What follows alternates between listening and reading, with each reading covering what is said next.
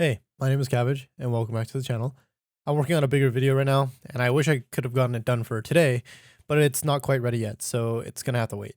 So today, let me tell you a little story instead. I lived in my family home since I was 3 years old. When my parents bought this house, it was freshly built, but that was 20 years ago. Throughout the years, I've come into contact with a special little troop, and on again, off again, we have vied for the true ownership of this sanctuary. These tiny but formidable adversaries have not only bested every single attempt from my father to eradicate them, but have also survived both the fire and the ice of the Pacific Northwest. And that one time my father got frustrated and used his blowtorch. The year is now 2025, and I've become accustomed to expect their forward advance into the home, always appearing just before the cold winter months and then re-emerging in the early spring, a known seasonality behavior of the genus Campanatus. However, the sinking feeling that rushes over me when I see their black-bodied, rounded thorax, elbowed antennae, and one-node waist can only be described as the situation of the ants. Carpenter ants get a bad rep. They don't actually eat wood like their distant cousins, the termites.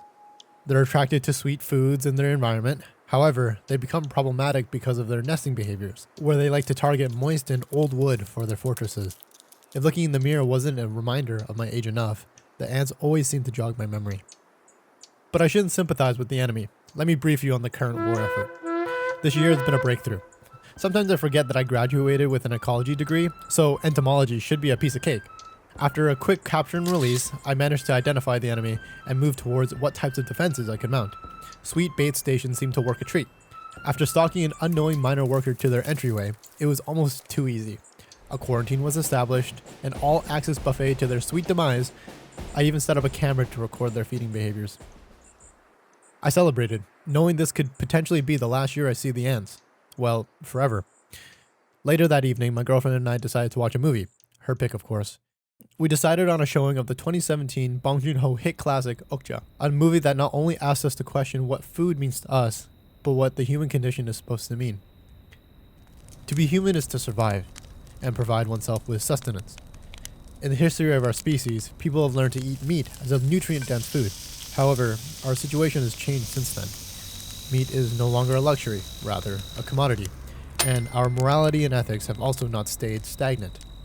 We now view killing as wrong, not just intra-specifically, but inter-specifically as well.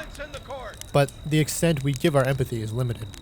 We append stock to live in order to hold on to the morality that to be human is to be just and good.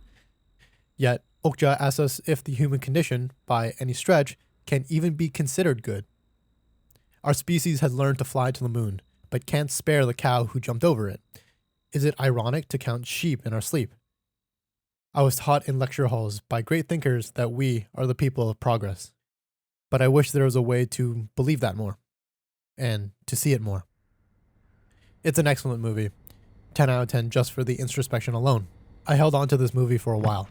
Up the stairs, down the hall, and right up to the doorframe where I laid the traps. Watching the ants sip away at the poison that will kill all of them. It's funny how a movie can change your entire outlook on life in a span of 2 hours. Something power of the arts.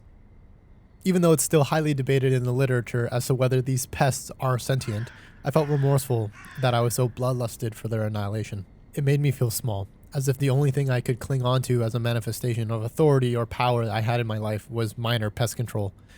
If I had x-ray vision, I would probably locate the queen and transfer the whole colony to a nice fish tank or something where I could take care of them forever. Shout out Ants Canada. But unfortunately, the market value of our family home depends on my success, which, ironically, is also a core theme of Okja. I'm excited for the future. I can't wait for the day that synthetic meats flood the market and take over the food industry so we can put to rest the use of livestock. Maybe there will be a way to non-invasively remove ant colonies that burrow inside walls. But for now, that's my situation. The situation of the ants.